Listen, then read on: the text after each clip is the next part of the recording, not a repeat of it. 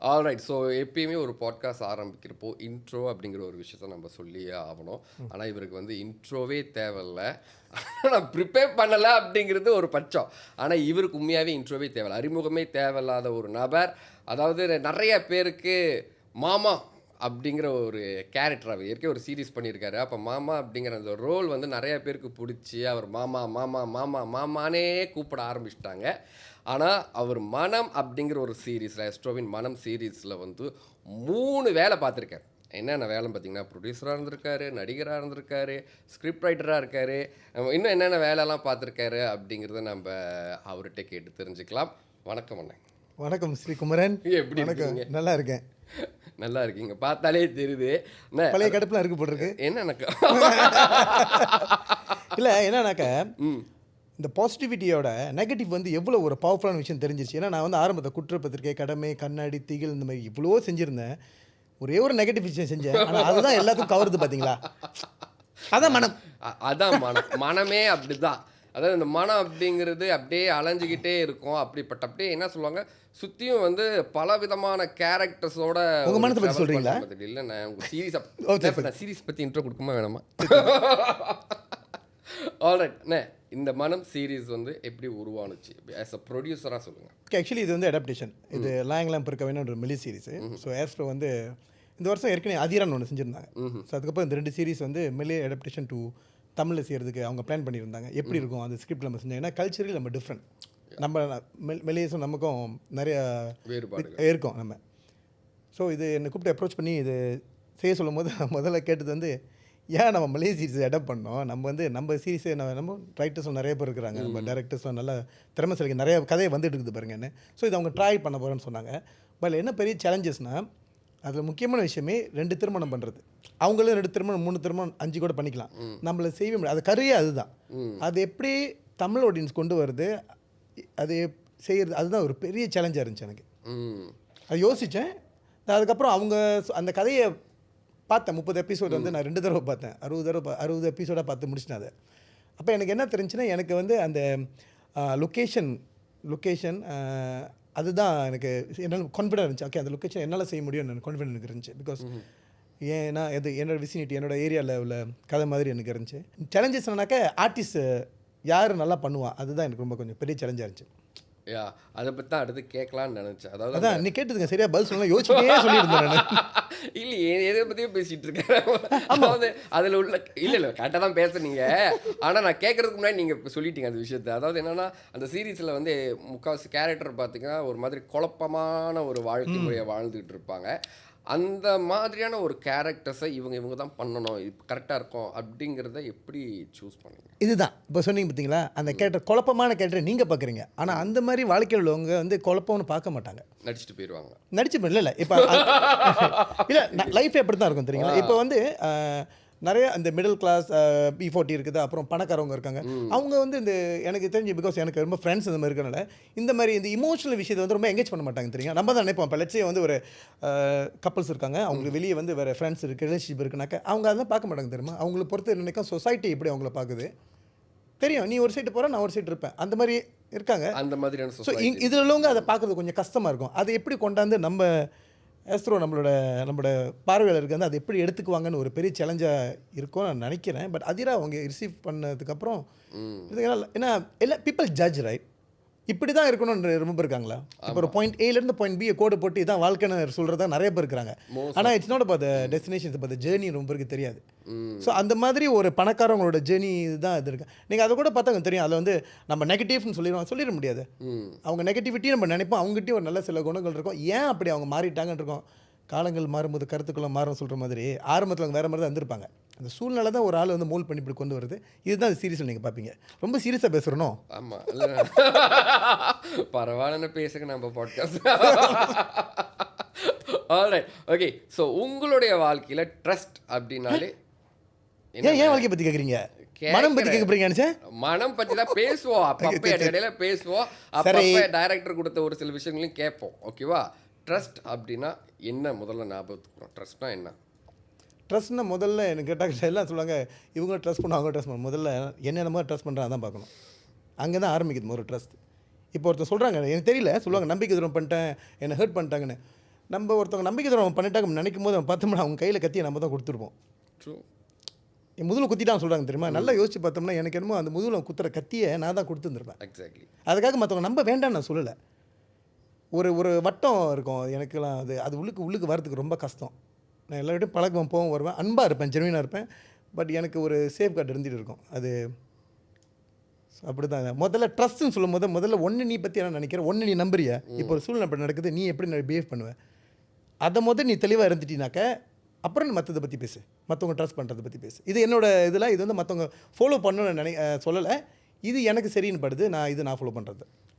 இந்த ட்ரஸ்ட்டை பற்றி இவ்வளோ பெரிய ஒரு தத்துவத்தை சொல்கிறீங்க அப்படின்னா உங்கள் வாழ்க்கையில் அந்த மாதிரி ஏதாவது இன்சிடென்ட் நடந்திருக்கா? யாராவது ட்ரஸ்ட் பண்ணி ஏமாற்றி?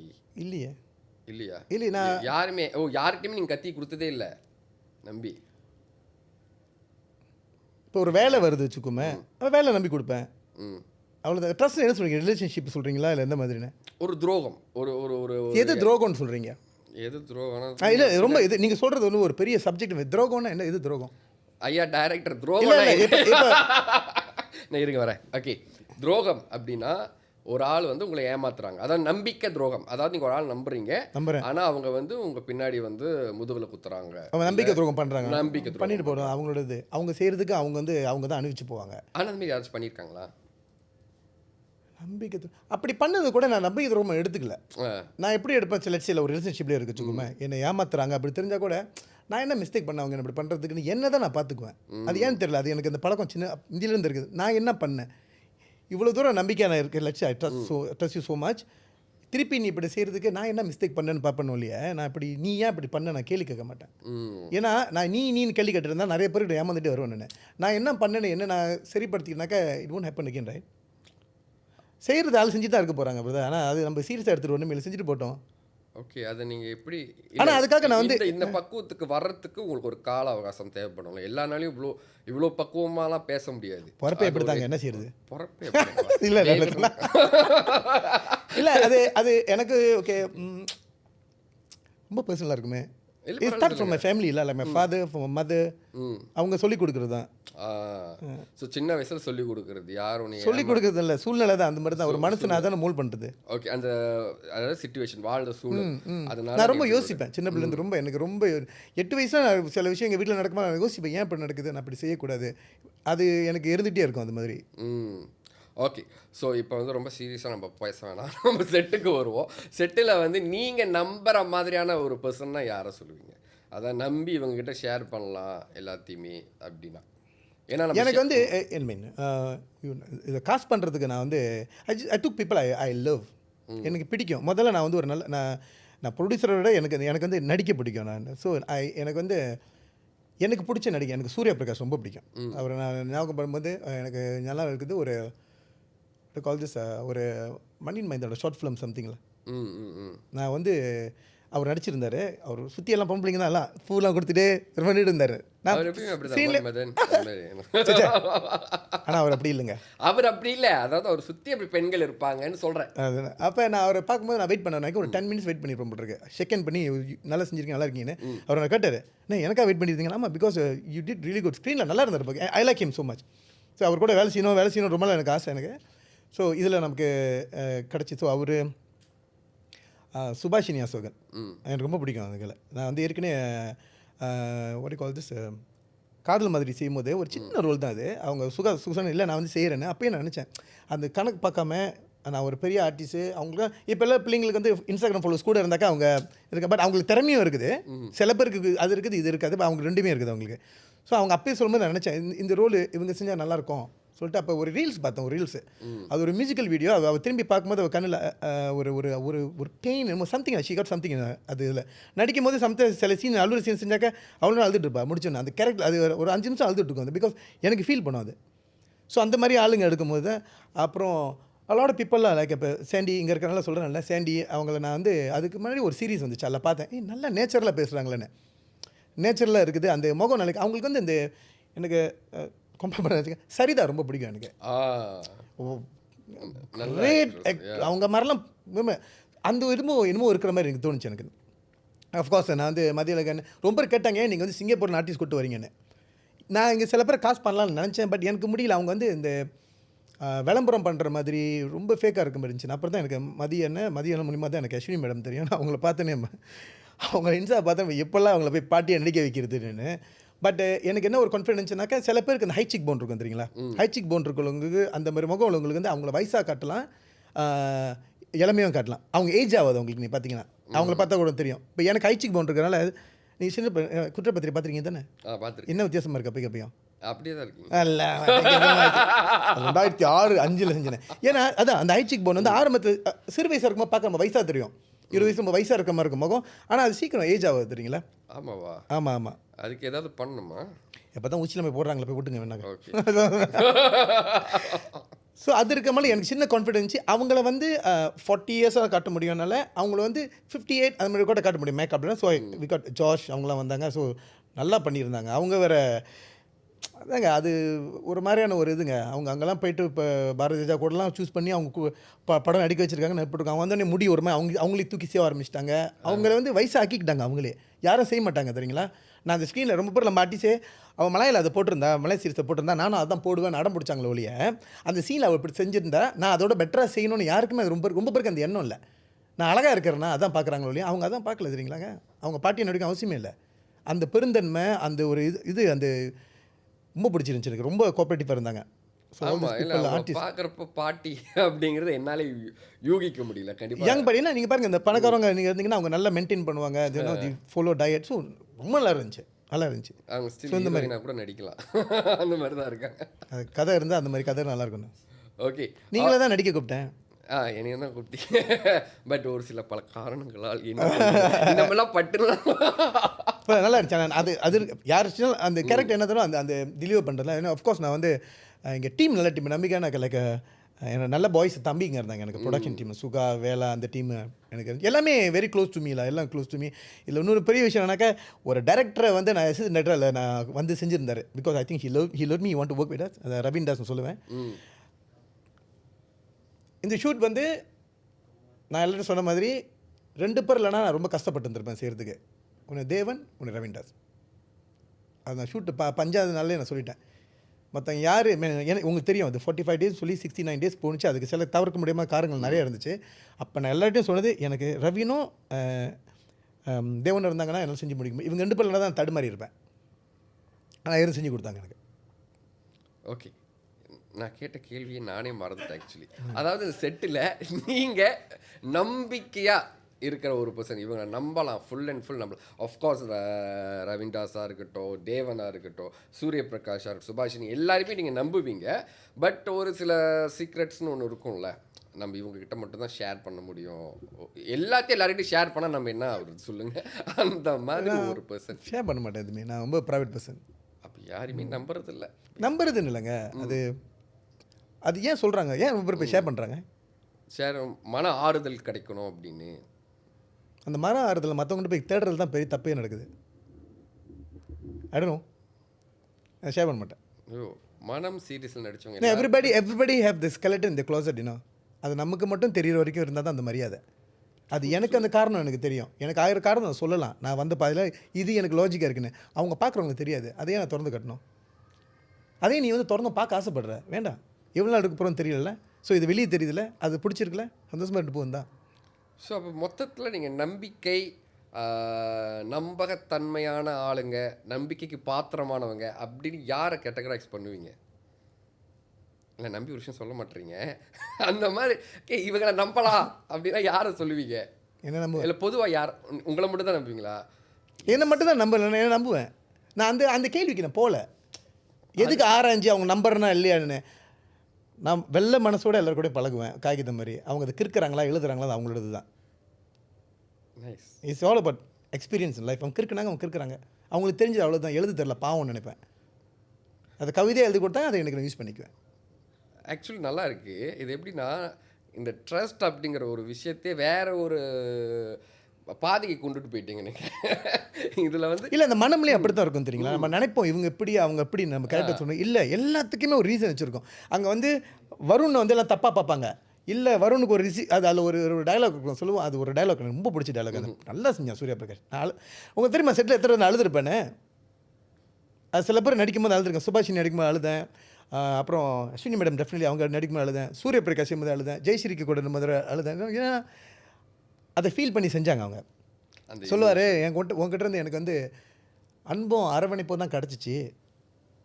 ஆனால் அன்பு கிடச்சிச்சு, பாசம் கிடச்சி, அரவணைப்பும் காதலும் எனக்கு அவகிட்ட தான் கிடச்சிச்சின்னு சொல்லுவாங்க. அது நல்லா செஞ்சுருந்தேன் பிள்ளை நான். அதுதான் அவன் கெட்டவன் கிடையாதுங்க. எல்லாத்துக்கும் பாவம். அவன் அம்மா கிட்ட எதிர்பார்க்குறது தான் ஒய்ஃப் கிட்ட எதிர்பார்த்தான். ஆனால் ஒய்ஃப் வந்து அப்பா மாதிரி ஸ்ட்ரிக்டாக இருந்துச்சு. ஸோ அந்த கேர்ள் ஃப்ரெண்டு தான் அம்மா மாதிரி பார்க்க முடிச்சு. பாருங்க கீழே விழுந்துட்டோம். வந்தோடனே அந்த காயத்துக்கு மருந்து போடுற இது போடுறது ஓகே தான். ஆனால் ஐயோ பாவம் பிள்ளை கீழே விழுந்துருச்சுன்னு நினைக்கிறேன். அதுதான் ஒரு ஆம்பளை எதிர்பார்ப்பான் பெரும்பாலும். ஸோ நீங்கள் அதை பார்த்தா தெரியும். சீரியஸ் யாருமே தப்பு கிடையாது அதில். யாருமே கெட்டவங்க. நம்ம கெட்டவங்க சில பேர் சொல்லுவோம் அவங்களுக்கு 4-5 கூட்டல் இருக்குது எப்படி. அதான் அதான் எல்லாருக்கும் அவங்களுக்குன்னு தனியாக ஒரு பக்கம் இருக்கும், ஒரு சைடு, ஒரு ஸ்டோரி இருக்கும். ஆமாம். Okay, alright. அண்ட் இதில் வந்து ஸ்கிரிப்ட் ரைட்டிங்கும் நீங்கள் தான் பண்ணியிருக்கீங்க. ஏன்னா மலேயில் அப்படிங்க இப்போ நீங்கள் சொன்ன மாதிரி தான் அவங்களோட கல்ச்சர் வேறு, நம்ம கல்ச்சர் நமக்கு ஏற்ற மாதிரி அடாப்டேஷன் இருக்கணும் இல்லையா? ஸோ அந்த ஸ்கிரிப்டுக்கு எவ்வளோ கஷ்டம். ரொம்ப கஷ்டப்பட்டேன். ஏன்னா அவங்க வந்து மக்கமா ஷரியாவில் போயிடுவாங்க. அதில் கதை எப்படி வரும்னாக்கா மனைவியை கல்யாணம் பண்ணிட்டு செகண்ட் கல்யாணம் பண்ணியிருப்பாங்க. இப்போ செகண்ட் மனைவியை கல்யாணம் பண்ணாக்கா மனைவியோட கான்சென்ட் இருக்கணும். ஸோ அந்த டாக்குமெண்ட் ஃபோர்ஜரி பண்ணியிருப்பாங்க. ஸோ அதுதான் கோர்ட் கேஸை ஓடும் தெரியுங்களா? ஸோ நம்ம வந்து மக்கமா ஷரியா பாய்க்க முடியாது, நமக்கு கல்யாணமே பண்ண முடியாது. சரி கேர்ள் ஃப்ரெண்ட் மாதிரி கீப் பண்ணி வச்சுருந்தாக்கா இமோஷனலாக தான் அங்கே டேமேஜ் ஆகிருக்கும். மனைவிக்கும் செகண்ட் மனைவிக்கும் இருந்தால் அது வந்து கூட தெரியுங்களா? மற்றபடி லீகலாக போகிறதுக்கு ஒன்றுமே இல்லையே. ஸோ அதுக்கு ஒரு இது உருவாக்கி அது நான் வந்து என்னோட டத்தின் இருக்காங்க, நத்தான் ஒரு லாயர், அவங்ககிட்ட பேசி அவங்ககிட்ட ஒரு 2 வாரம் அவங்க ட்ராவல் பண்ணி ஸோ எல்லாம் ரிசர்ச் பண்ணி அதுதான் செஞ்சுது. நம்ம இந்த கதையை கண்டால் லாஜிக்காக அப்படி தான் எல்லாத்துக்கும் ஒரு பேக் ஸ்டோரி இருக்கும். ஆனால் ஆஃப்கோர்ஸ் அவங்க செஞ்சதோட நம்மளோட இன்னும் கொஞ்சம் லாஜிக்காக இன்னும் நல்லா இருக்கும். எல்லாத்துக்குமே ஒரு பேக் ஸ்டோரி இருக்கும். அதில் காட்டியிருக்க மாட்டாங்க, நம்ம காமிச்சிடும் மறைமுகமாக. இது ஏன் இப்படி செய்கிறான், அவங்க ஏன் இப்படி செய்ய. செல்வநாயகம் பார்த்தா ஒரு பெரிய கான்ட்ராக்டராக இருப்பார். அதில் பெரிய கான்ட்ராக்டர்னா அவங்களுக்கு வந்து கண்டிப்பாக அந்த அண்டர் வேர்ல்டு கான்ட்ராக்ட் இருக்கும். ஸோ அந்த மாதிரி கூட கொஞ்சம் ராஃப் அண்ட் டாப்பாக தான் இருப்பாங்க. ஸோ அந்த மாதிரி விஷயங்கள் தான்.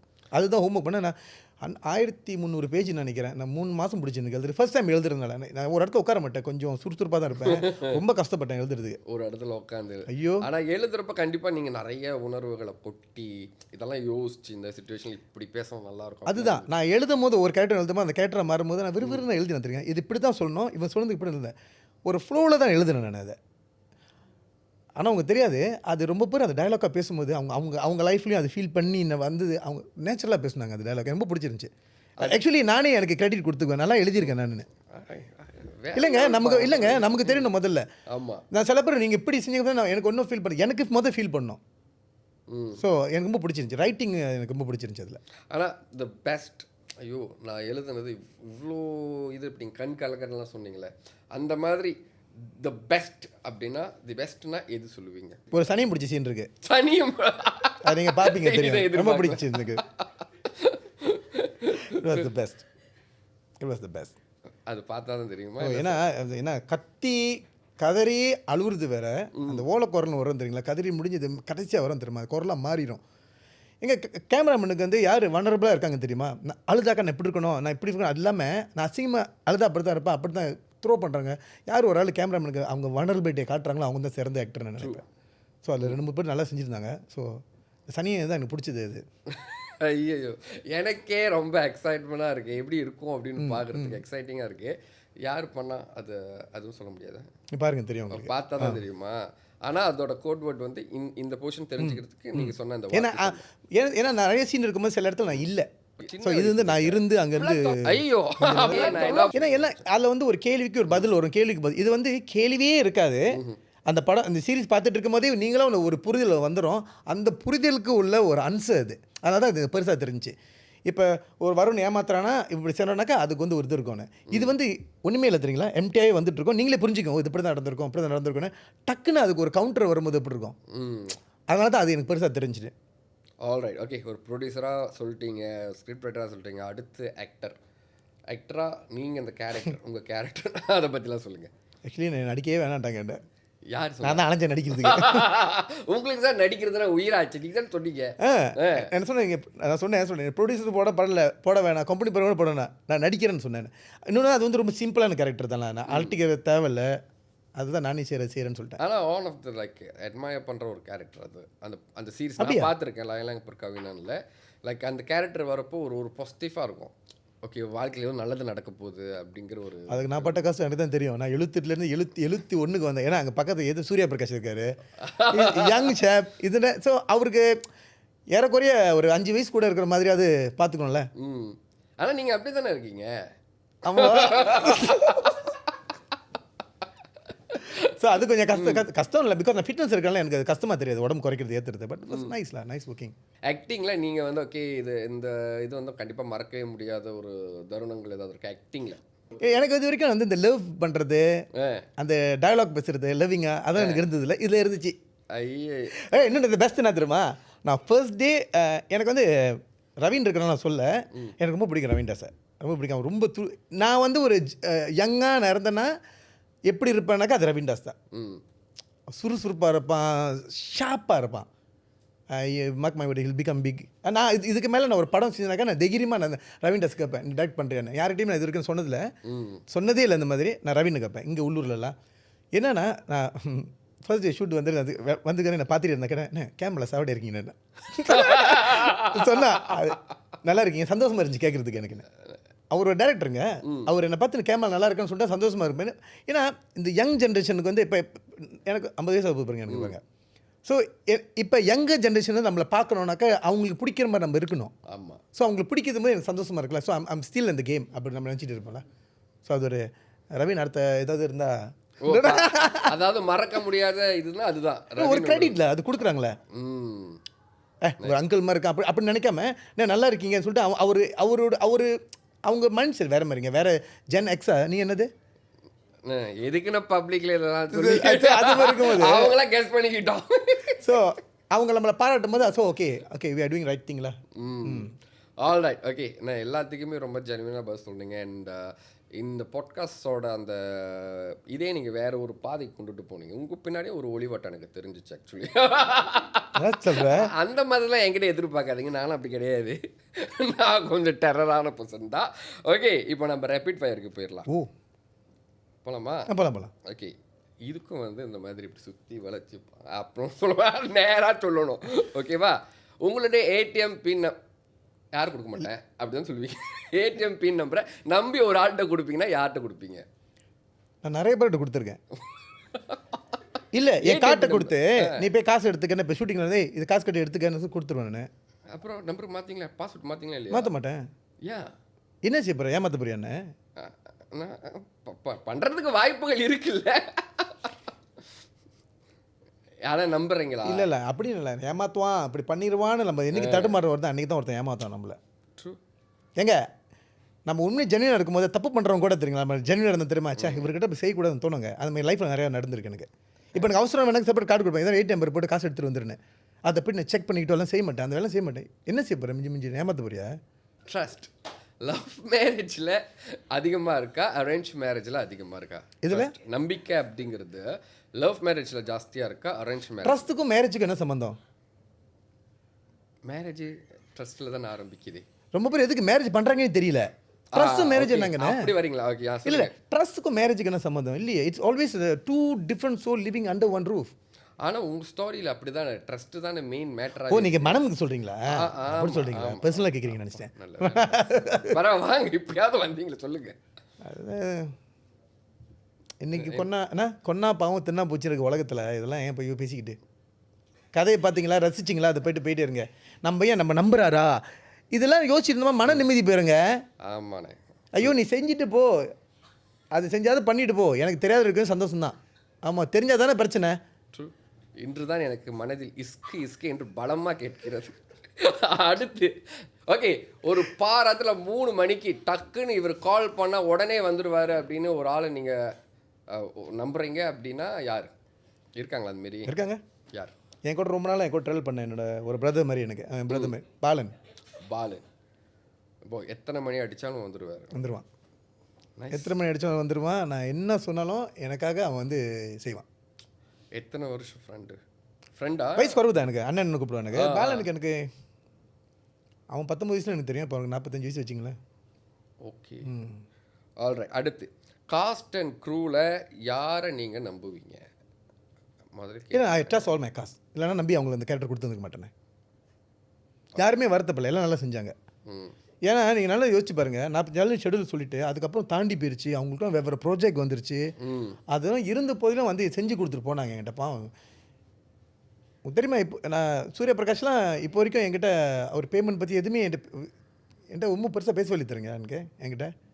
ஒரு சீட்டர் உங்களை வந்து ஒருத்தவங்க வந்து துரோகம் பண்ணுறாங்க, அவங்கள மன்னிச்சிருவீங்களா இல்லை ரிவெஞ்ச் பண்ணுவீங்களா இல்லை கேட்பீங்களா? கேள்வி அது எந்த மாதிரியான செய்கிறாங்கன்னு இருக்குது. இப்போ டிபெண்ட்ஸு. ஓகே, இப்போ எனக்கு இப்போ சீட் பண்ணுறாங்கன்னா இப்போ என்ன சார்ந்த உள்ளவங்களை ரொம்ப பாசமாக உள்ளவங்க ஏமாற்றிட்டாங்க அது பண்ணிட்டாங்கனாக்கா நான் கன்ஃபார்ம் பண்ணுவேன்ல, பழியில் வாங்க மாட்டேன், கன்ஃபார்ம் பண்ணிடுவேன். ஆனால் கேட்பீங்க போயிட்டு கேட்டுருவாங்க நேராகவே. Okay, nice.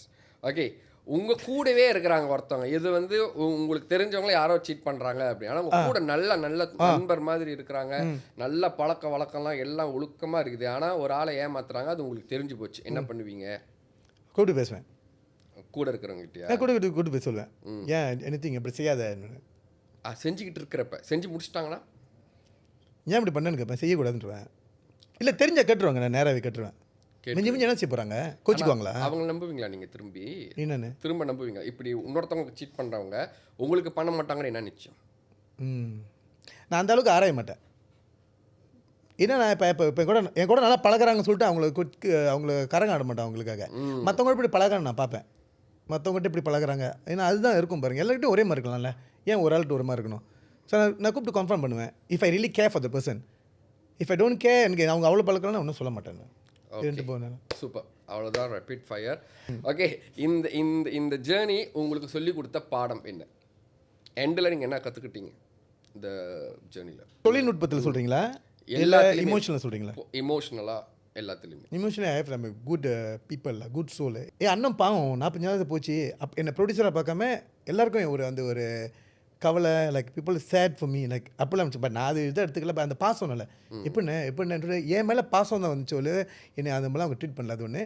தொழில்நுட்பத்தில் நான் எப்படி எடுத்துட்டேனாக்கா, நம்ம வந்து இன்னும் ஸ்டெப் அப் பண்ணோம் நம்ம கேமை. இப்போ என்ன கேட்டாங்கன்னா, என்கிட்ட கூட எஸ்லோர் கேட்டாங்க, நீ எந்த கம்பேர் பண்ணுவீங்க நீங்கள் சீரிஸ்க்கு? நான் வந்து நான் நம்ம உள்ளூர் கம்பேர் பண்ண மாட்டேன். நெட்ஃப்ளிக்ஸ், அமேசான் ப்ரைம், நான் அங்கே கம்பேர் பண்ணுவேன். நம்ம வந்து அங்கே போகணும், ஒலிம்பிக் போகணும்னு பார்க்கணுங்க. நான் ஏன் சும்மா சீக்கிரம்ஸ் போகணுன்னு பார்க்கணும். ஸோ அந்த திரும்ப ஓடணும்னாக்கா நம்ம எல்லாமே கொஞ்சம் ஸ்டெப் அப் பண்ணோம் கேமை. நம்ம வானமே எல்லைன்னு அந்த மாதிரி இருக்குது, ஆள் ரொம்ப குறவாக இருக்காங்க தெரிஞ்சுக்கிட்டேன். அது கொஞ்சம் மனசு கஷ்டமாக இருந்துச்சு எனக்கு. இவ்வளோ தான் நம்மளோட இவ்வளோ தான், அது போதும் அப்படின்றாங்க, சந்தோஷம்ன்றாங்க. இல்லையே இன்னும் பெருசாக செய்யலாமே, அது கொஞ்சம் குறவாக இருக்குது நம்ம இண்டஸ்ட்ரியில். இன்னும் போக, ஏன்னா இப்போதைக்கு முன்னையை விட கம்பேர் பண்ணுறப்ப கொஞ்சம் முன்னேறி இருக்காங்க, இன்னும் அதிகமாக முன்னேறதுக்கான இல்லை ஃபாஸ்ட்டாக போகலாம். ஏன் அந்த பேஸ் ஏன் நீங்கள் இன்னும் அவங்க எங்கேயோ போயிட்டாங்க இல்லையே, தடுத்து பிடிக்கலாமே. கோரியாலாம் எப்போ இருந்துச்சுங்க? கோரியாலாம் ஒரு டைமில் 80s ஒன்றுமே இல்லை, ஜப்பான் தான் ஃபேமஸாக இருந்தது. அதில் இன்றைக்கி கோரியா எங்கே இருக்காங்க பார்த்தீங்களா? அந்த நம்ம ஸ்டெப்பாக பண்ணிக்கலாம், அது கொஞ்சம் பண்ணணும். தேங்க்யூ ஸோ மச் உங்களுடைய நேரத்துக்கு. As a producer, script writer, actor, இந்த மனம் சீரீஸை பற்றி நிறைய விஷயம் இன்னும் வேறு ஏதாவது இருக்கானே? இல்லை தானே? ஓகே. ஸோ இந்த எக்ஸ்பீரியன்ஸை பற்றியும் அண்ட் துரோகம், நம்பிக்கை, இது ரிலேட்டடாகவும் நிறைய விஷயங்கள் கூட ஷேர் பண்ணிங்க. புரிஞ்சுதா உங்களுக்கான? ஏதோ புரிஞ்சது அப்படின்னு நினைக்க, நம்மளுக்குலாம் ஓடி வட்டம் இன்னும் வரலானே. ஸோ அழகாக அப்படியே எண்டில் வந்து நான் தேங்க்ஸ் சொல்லிடுறேன் உங்களுக்கு. முதல்ல உங்களோட நேரத்துக்கு ரொம்ப ரொம்ப நன்றி. நீங்கள் ஏதாவது தேங்க்ஸ் சொல்லணும்னா சொல்லிடுங்க. Thanks Kumbaran, thank you so much. Last மீன் கூப்பிட்டேன், 2 நாள் மட்டும் தான் கூப்பிட்டவங்க. எனக்கு தெரியும் நீ கூப்பிட்டு வரீங்க. நான் என்றைக்குமே ஒரு ப்ராஜெக்ட் செஞ்சு இருப்போம். போன வருஷம் பாருங்கள் நம்ம இது செஞ்சோம், வராஜாவா செஞ்சோம். யூ ஆல்வேஸ், எனக்கு அந்த மாதிரி சில பேர் ஃபேவரட் பீப்புள் இருக்காங்க அதில். நீங்கள் ஒரு ஆள் நான் கூப்பிட்டோன்னே வந்ததுக்கு ரொம்ப தேங்க்ஸ். தேங்க்ஸ் அண்ணா, நீங்களும் எனக்கு ஒரு ஃபேவரட்டான ஒரு அண்ணன். இதெல்லாம் அப்படி போட்டு வச்சுக்கணும். நான் அப்படியே எண்டில் அழகாக ஒரு பாட்டு பாடியிருக்கேன். ஏன்னா அஸ்வினி அவங்க வந்து நல்லா ஒரு சூப்பரான ஒரு பாட்டோடு முடித்தாங்க. நீங்களும் உங்களோட மனம் சீரீஸ்க்கு ஏற்ற மாதிரி ஒரு பாட்டு தெரியல, என்னன்னு தெரியல. அந்த லவ் போர்ஷன்லாம் பார்க்கும்போது அந்த சீரீஸ் இருக்கும்போது இந்த பாட்டு தான் ரொம்ப நாள் அந்த பாட்டு எனக்கு கேட்டிருக்கேன். நான் பாட ஆரம்பிச்சேன் இந்த பாட்டை. என்னை தொடர்ந்தது கையில் கிடைத்தது நந்தவனமா, ஒரு சொந்தவனமா, ஒரு நாள் மாலை. தெரியல அடுத்த மேலே. ஆக்சுவலி இதே நல்லா இருக்குண்ணே. நல்லா இருக்குண்ணே. Thank you so much. So guys, நம்ம மனம் சீரீஸ் பாட்காஸ்ட்காக நம்மளுடைய அந்த சீரீஸில் நடித்த ப்ரொடியூசராக இருந்த, ஸ்கிரிப்ட் ரைட்டராக இருந்த சீலன் கிட்ட பேசணும். அடுத்த பாட்காஸ்ட்க்கு வெயிட் பண்ணுங்கள், யார் வரான்னு பார்க்கலாம். ஆனால் நீங்கள் மறக்காமல் மனம் சீரீஸை பாருங்கள்.